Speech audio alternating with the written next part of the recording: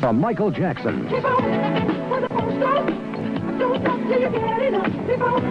Off the Wall features 5 hit singles. I wanna rock with you all night. Off the Wall, yes, it's more of that Michael Jackson magic.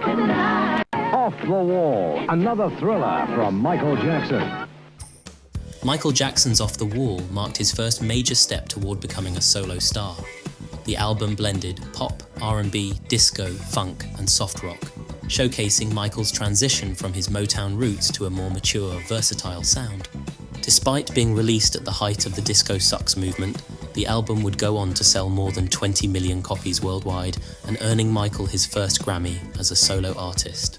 The project helped redefine the concept of a pop album, showcasing diversity in sound while maintaining cohesion. It continues to be listed as one of the greatest albums of all time and has inspired countless artists over the years. In this video, we'll take a look at the groundbreaking album that not only established Michael as a solo force, but also redefined the boundaries of pop and R&B. Its achievements have solidified it as one of the most important and influential albums in modern music history. There's other kinds of sounds of music that I love to do. It hurts what is inside of me and it can't get out. It is hidden from the world.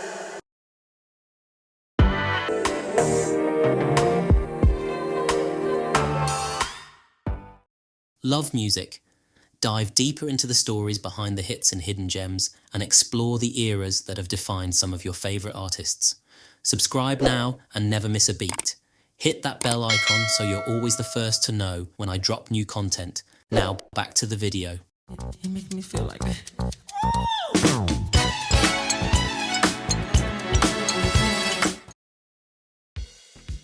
Having already had a successful run with the Jackson 5, Michael was keen to branch off and do something solo. Having worked in the music industry since a young age, he had always been told what to do, how and what to sing.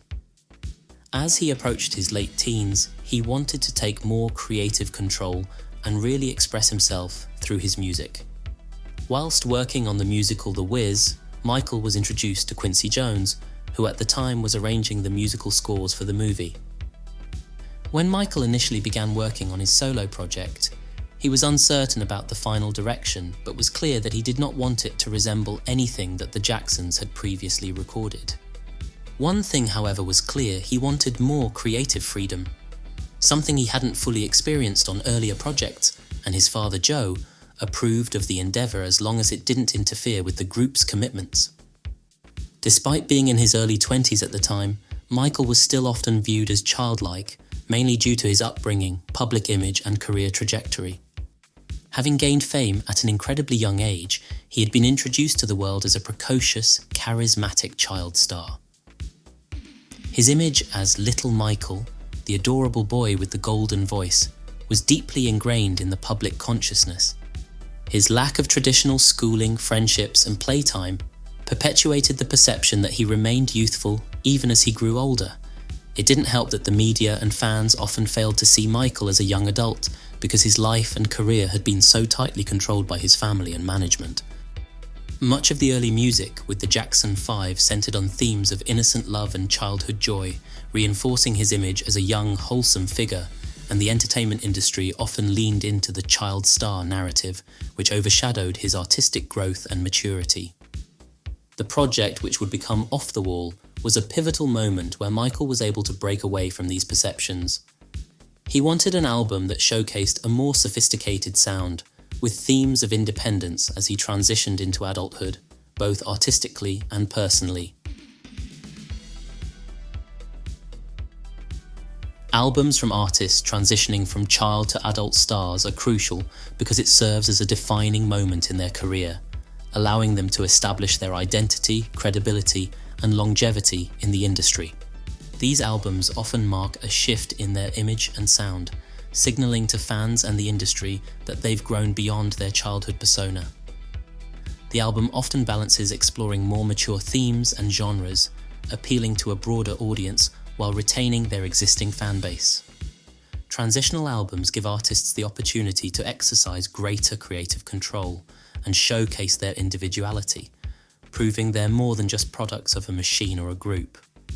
Some child stars struggle to be taken seriously as adults in the music industry, and a successful album that defies expectations can prove they are capable of longevity and reinvention.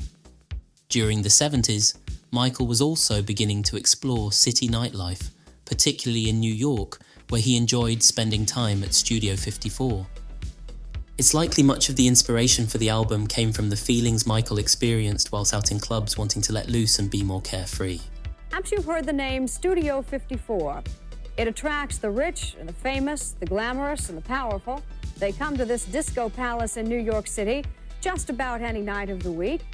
Whilst the album centred on the disco influence that was present at the time, the thematic content of the project would address topics such as escapism, liberation, loneliness, hedonism, and romance, all things that young adults find themselves experiencing.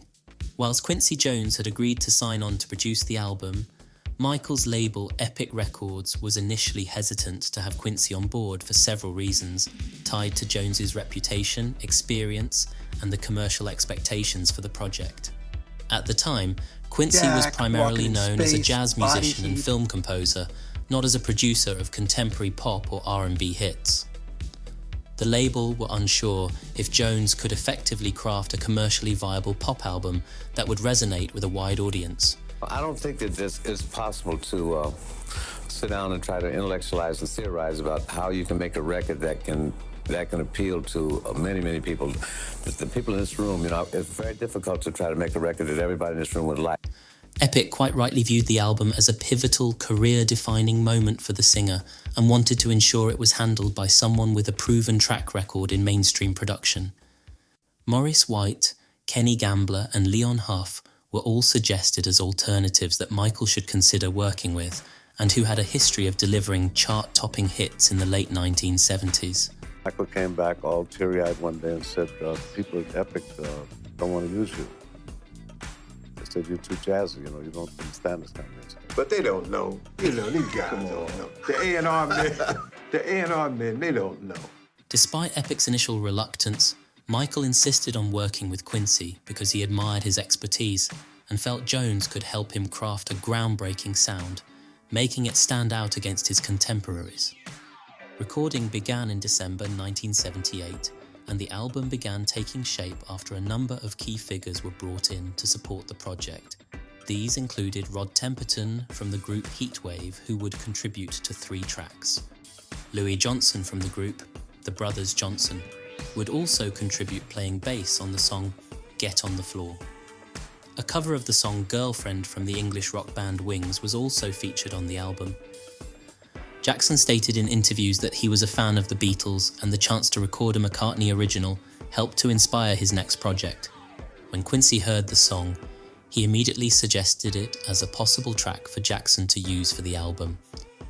The song I Can't Help It was written by Stevie Wonder, with contributions from Supreme's singer Susie Green. The track was originally intended for Stevie's own album, Songs in the Key of Life. However, the track didn't make the final cut.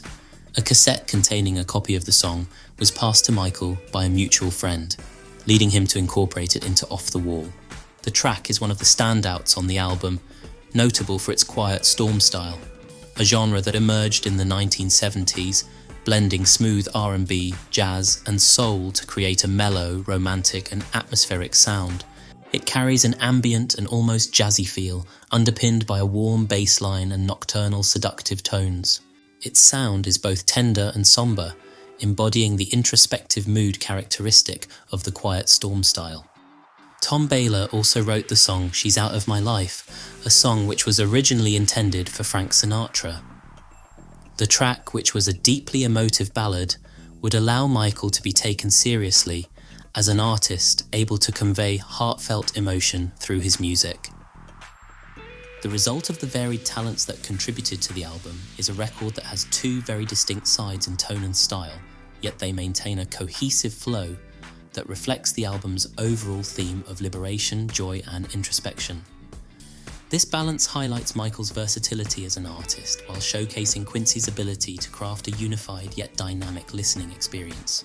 The A-side of the record is characterized by its upbeat, danceable tracks, blending disco, funk, and pop influences. It sets a celebratory and carefree tone, showcasing Michael's knack for creating infectious rhythms and grooves. The song Working Day and Night highlight Michael's percussive sensibility, incorporating funk with relentless grooves. Even the title track, Off the Wall, balances disco and funk while emphasizing individuality and breaking free from societal constraints. The B-side of the record takes on a more reflective and soulful tone, delving into more personal themes and emotions. It transitions from the high-energy celebration to a more nuanced exploration of love, vulnerability, and introspection. Songs like She's Out of My Life reveal a tender, somber side of Michael, with stripped-down arrangements that focus on his emotional delivery. Tracks often feature elements of jazz and soul, creating a mood of quiet sensuality. However, the closing track, Burn This Disco Out, brings the energy back up, tying the album together with a celebratory nod to the disco era. Despite the stylistic differences between the A and B sides, Off the Wall is held together by its polished and organic production, ensuring that every track complements the others, creating a seamless listening experience. In addition, Michael's voice acts as the emotional core of the album, adapting effortlessly to the energy of the A side and the sensitivity of the B. Whether celebrating life or exploring deeper feelings, the album consistently emphasizes authenticity, liberation, and passion. Don't Stop Till You Get Enough is one of Michael's most iconic songs and a staple of his discography. It was released in July 1979 as the lead single from the album and showcased the singer's ability to blend infectious pop melodies with funk, disco, and R&B.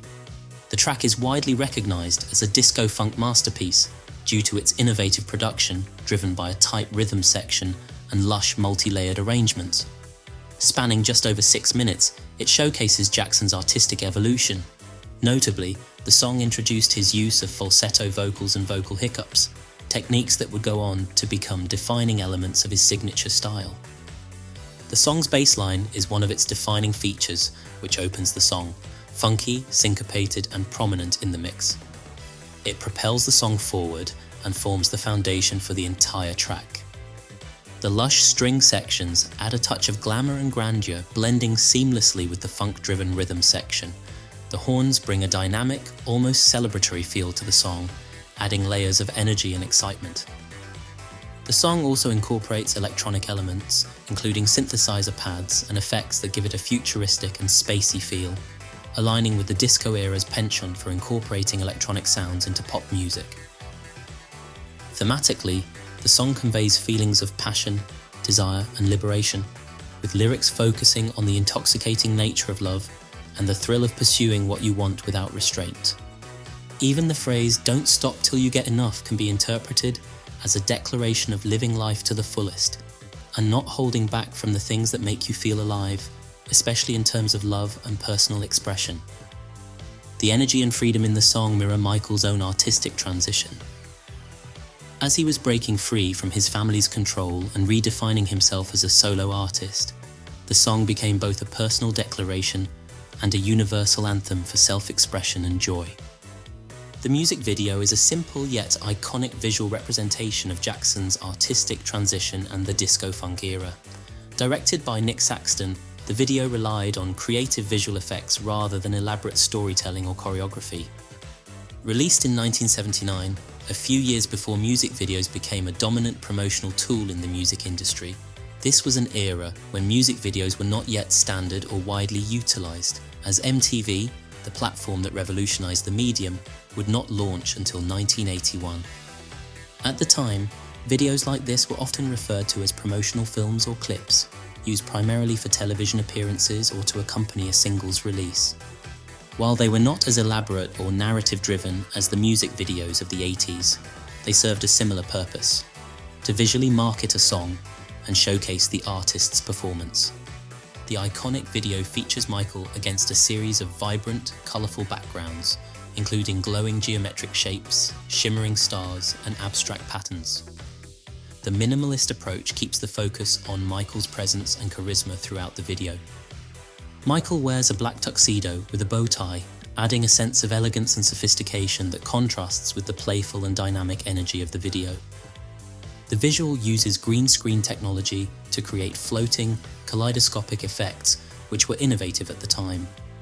Multiple images of Michael are layered and mirrored, creating a sense of movement and rhythm that complements the song's disco groove. While the video lacks a narrative or complex choreography, Michael's dance moves and gestures exude confidence and personality. His subtle spins, hand movements, and rhythmic swaying underscore his natural ability to connect with the audience through movement. Like the song, the video was instrumental in establishing Michael as a solo artist separate from the Jacksons. His charm, style, and energy took center stage, emphasizing his own individuality. Despite its relatively basic production, the video remains iconic due to Michael's magnetic presence and the song's enduring appeal. It perfectly encapsulates the era's disco aesthetic while hinting at the global superstar Michael was becoming. The song was a huge commercial hit, reaching #1 on the Hot 100 and becoming one of Michael's first solo hits. Internationally, the song also reached #1 in Canada and Australia, as well as the top 5 in the UK. It also earned him his first Grammy for Best Male R&B Vocal Performance. The single has gone on to be certified platinum in all major territories, including the US, UK, Canada, and Australia. Due to the song being the album's opening track and the lead single, it set the tone for the rest of the album's era. The track became a cultural anthem, often associated with disco, but transcending it with its modern production and universal themes of freedom and joy. It's often considered the centerpiece of the album, with its jittery, frenetic rhythm setting the tone. Its celebratory and epic quality cemented it as not just a dance record, but a masterpiece of pop accessibility and innovation.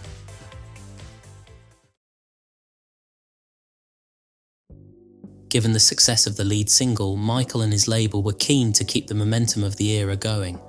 Rock With You was released just 3 months later in October 1979. Written by Rod Temperton and produced by Quincy Jones, the song again blends elements of disco, R&B, and pop, showcasing Jackson's smooth vocals and captivating energy. It is often regarded as one of the defining tracks of the late disco era. The track was originally offered to singer-songwriter Karen Carpenter by Rod Temperton, who at the time was also working with her on her self-titled album.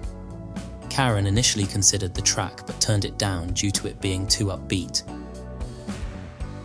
The song is a mid-tempo groove, characterized by its laid-back yet infectious rhythm, lush string arrangements and shimmering synth lines that create a warm, atmospheric sound. Jackson's delivery is smooth, soulful and emotive, with a more restrained intensity compared to his other tracks. His phrasing and vocal texture perfectly complement the song's romantic tone. The lyrics revolve around themes of romance and connection. It exudes sensuality and intimacy, inviting the listener to let go and immerse themselves in the moment. The song was notable as it stood out from earlier disco hits by incorporating a more refined and sophisticated approach to the genre, signaling the evolution of disco into something more enduring and versatile. Unlike the high-energy dance floor-focused tracks that defined early disco, the song offered a smoother, more intimate sound. The music video, directed by Bruce Gowers, is minimalist but equally as iconic as the lead single. It features Michael in a shimmering, rhinestone-covered jumpsuit against a backdrop of glowing green laser lights. The simplicity of the video places the focus entirely on Jackson's charisma and effortless charm. The visual was also heavily used to promote the single at the time of its release.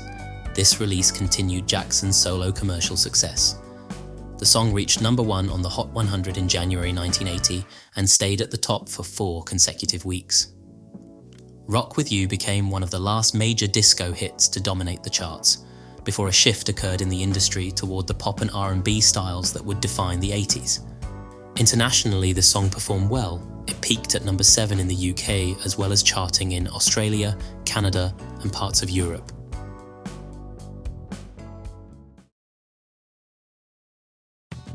Just 1 month after the release of Rock With You, the single Off the Wall was released in the UK and then 2 months later in the US. This track, again written by Rod Temperton, was also initially offered to Karen Carpenter, who once again turned the song down. The The song is primarily built around an infectious funk groove with a driving rhythm and polished production style. The title track from the album features all the classic hallmarks of the late 70s, a funky bass line, syncopated guitar riffs and dynamic horn sections. The lyrics celebrate living in the moment and letting loose. The carefree and positive message resonated with audiences, making it a perfect anthem for the disco era. No promotional video was recorded for the track, likely due to budget and due to the fact that the single was released in the UK and US at different times. The single experienced moderate chart success compared to the album's earlier hits, but it still made a significant impact. It managed to reach number 10 on the Hot 100, becoming Jackson's third top 10 hit from the album. Critics would go on to praise the song for its infectious energy and Jackson's charismatic delivery. The cool vibe of the song made it a feel-good favourite.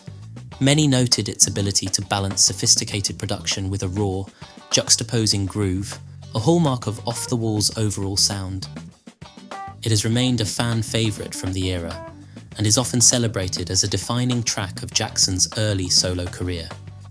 Its enduring appeal lies in its ability to capture the joy and freedom of the disco era, while showcasing the artistic depth Jackson brought to the genre. In April 1980, the fourth single, She's Out of My Life, would go on to become one of Jackson's most personal and emotional songs. The ballad showcases a tender, vulnerable side of Jackson, standing in contrast to the album's upbeat, disco-infused tracks. The song, written by Tom Baylor, was about the end of a romantic relationship. Quincy Jones, aware of the song for a number of years, offered it to Jackson after feeling like it would be a perfect fit for the album. Jackson's heartfelt performance added depth to the already poignant lyrics, making it a standout track on the album. At the time of its release, and due to its deeply emotional tone, it sparked speculation about the song's inspiration. Many fans and media outlets assumed that Jackson himself had experienced the heartbreak described in the lyrics. However, the truth about its origin lies in the song's backstory and its writer, Tom Baylor. The song was in fact about the end of Tom's relationship with Karen Carpenter. This may also explain why many of the songs were initially offered to Karen. Baylor and Carpenter had been romantically involved, but their relationship ended when Carpenter discovered Baylor had fathered a child with another woman during their time together. Despite its origins, Michael was not directly connected to the song's inspiration. However, Jackson's raw, tearful performance gave the impression that he was personally connected to the song's narrative. His vulnerability was so convincing that fans and critics speculated it must have been drawn from his own experience with heartbreak. At the time, Jackson did not publicly clarify whether the song was autobiographical. This ambiguity fueled rumours about a mysterious romantic relationship that had inspired the song. Jackson's performance gave the song a universal appeal, allowing listeners to feel as though it spoke directly to their own experiences. The speculation surrounding the song added an air of mystery and intrigue to the track, enhancing its cultural impact.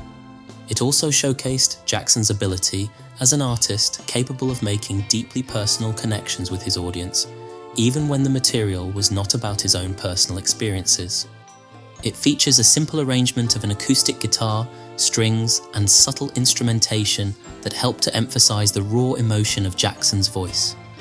The song explores themes of heartbreak, loss, and regret, a contrast to the singles already released, adding thematic versatility.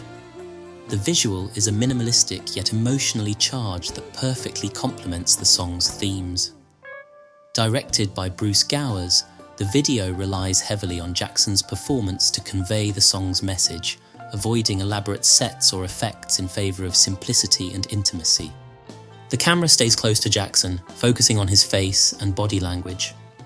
His expressive eyes, subtle gestures, and emotional delivery emphasize the raw vulnerability of the lyrics. Soft, dim lighting creates a somber and intimate atmosphere. Shadows and highlights are used to draw attention to Jackson's emotions, further enhancing the visual storytelling. By placing Jackson alone in a stark setting, the video visually underscores the isolation and pain described in the lyrics. The authentic storytelling is very apparent with Jackson's restrained performance avoiding melodrama, making his heartbreak feel more relatable and sincere. Critics quite rightly praised the song for its emotional depth and Jackson's heartfelt delivery. It was seen as a departure from his usual energetic style, showcasing his versatility and maturity as an artist. Retrospective reviews have often highlighted it as one of Jackson's most moving performances in his career. The track also resonated well commercially, peaking at number 10 on the Hot 100. This achievement made Off the Wall the first album by a solo artist to have 4 top 10 singles reach the Billboard charts. The song also charted well internationally, including in the UK and Australia, further cementing Jackson's global appeal. It stayed in heavy rotation on the radio, particularly on adult contemporary stations, which was the intended audience, helping to push sales. Given the popular response to his emotional rendition, the song remained in Jackson's live set for many years. The final single, which was released only in the UK from the era, was Girlfriend, which is a light-hearted radio-friendly track, blending pop and R&B with a touch of funk. Written by Paul McCartney, the song adds a playful and carefree moment to the album, again showcasing Jackson's versatility as an artist. McCartney originally wrote the song with Jackson in mind as the artist to sing the song, however, as Paul's own band Wings were in the studio creating their own project. They decided to feature the song on their album London Town, which released the year prior to Jackson's version. While both tracks were released within a short time frame, the timing and the overlap did lead to some curiosity and minor discussion among fans and critics. The short interval between the two versions led some to question whether Jackson's version was derivative or competing. It was somewhat unusual at the time for 2 high-profile artists to release versions of the same song so close together. This naturally sparked comparisons between the two. McCartney's public approval of Jackson's version helped dispel any notion of rivalry or appropriation. The mutual respect between the two artists was well known, and they later collaborated on hits for both Paul and Michael's future projects. This ongoing partnership reinforced to the public that there was no animosity over Jackson's use of the song. While the Wings version of the song has a soft rock feel, typical of the group's work during the late 1970s, Michael's version is infused with a pop R&B sound, guided by Quincy's polished production. The arrangement has a more funky bass line, giving it a brighter, groovier feel. The use of percussion and layered instrumentation creates a more dynamic rhythm. Jackson's vocals are more expressive and playful compared to the Wings version, with Michael adding a youthful charm that matches the song's flirtatious lyrics. The tempo is also slightly faster, adding a bounce to the rhythm that leans into the R&B and disco energy of the album, and making sure it sounds cohesive with the rest of the project. The song's narrative revolves around a secret romance. Lyrically, Jackson addresses a girl, telling her that despite having a boyfriend, she should meet him in private. His vocal charm adds a sense of innocence to the potentially provocative storyline. As one of the more understated tracks on the album, Girlfriend serves as a contrast to the more intense and energetic songs from the project. It adds some variety to the album, showcasing Michael's ability to deliver light-hearted material with finesse. While not released as a single in the US, the song performed modestly on the UK charts. Critical reception was mixed, with some reviewers appreciating its charm and simplicity, while others viewed it as one of the album's less impactful tracks.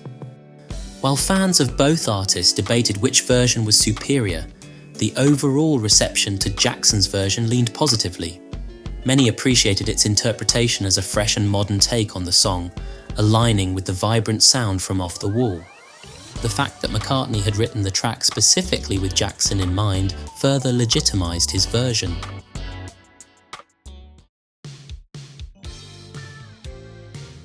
Off the Wall was a commercial success and marked his breakthrough as a solo artist, setting the stage for his future dominance in the music industry. Released in August 1979, the album was both critically acclaimed and a major hit with listeners. The album peaked at number 3 on the Billboard 200 and topped the R&B albums chart in the US. It stayed on the Billboard 200 for 84 weeks a testament to its enduring popularity. The album also managed to reach number 5 in the UK, showing its international appeal. By the end of 1979, it had already sold over 2 million copies in the US, and it was certified platinum just a few months after its release. To date, the album has been certified 9 times platinum in the US alone. Worldwide, it is estimated to have sold over 20 million copies, making it one of the best-selling albums of its era.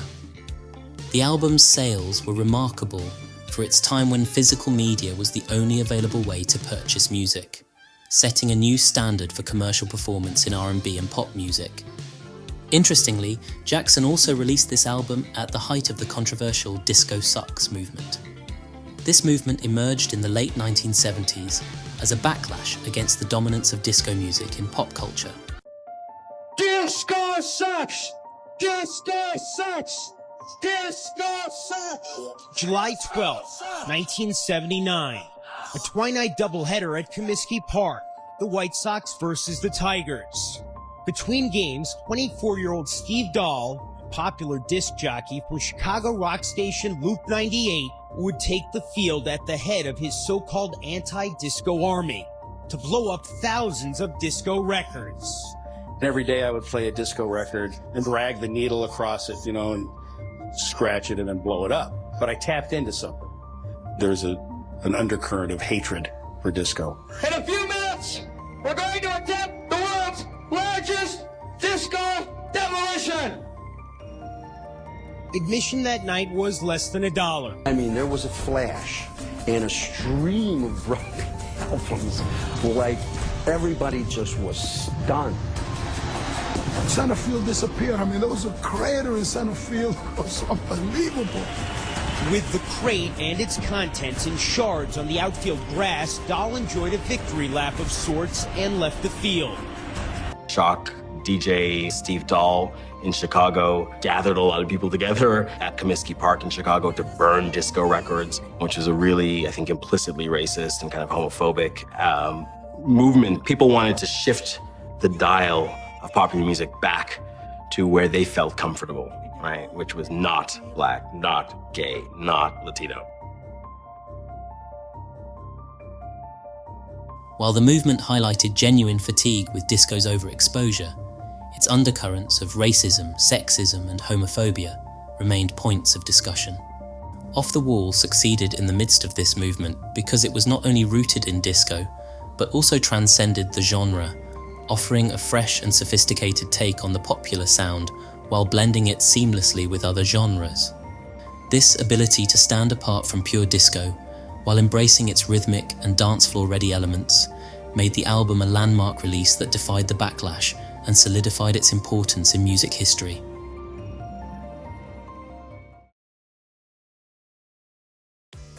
In an era when disco faced backlash, Off the Wall redefined what dance music could be, proving that it could be sophisticated, artistically ambitious, and widely appealing.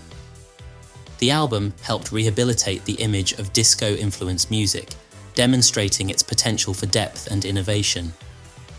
The final song on the album, Burn This Disco Out, is the perfect closing track, leaving listeners energized and craving more, a fitting irony given the Disco Sucks movement happening at the time.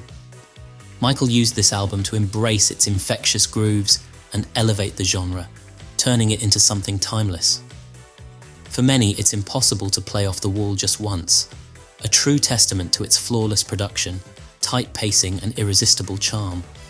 For many, Michael Jackson's greatest release will always be Thriller, but Off the Wall stands out as a masterpiece of its own, a tight, purposefully fluid album with no fillers, blending disco vibes, funk, soft rock, and sensational pop styling.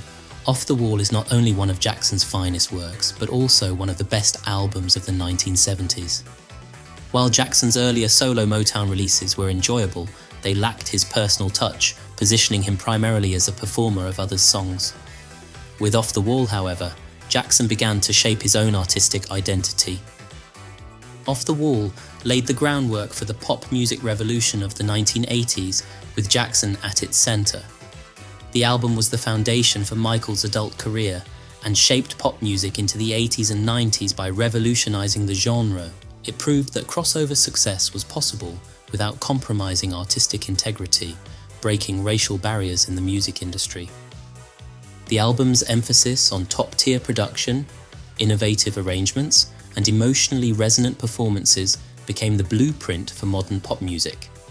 This approach influenced not only Jackson's subsequent work, but also a generation of artists who sought to create music that was both commercially viable and artistically groundbreaking.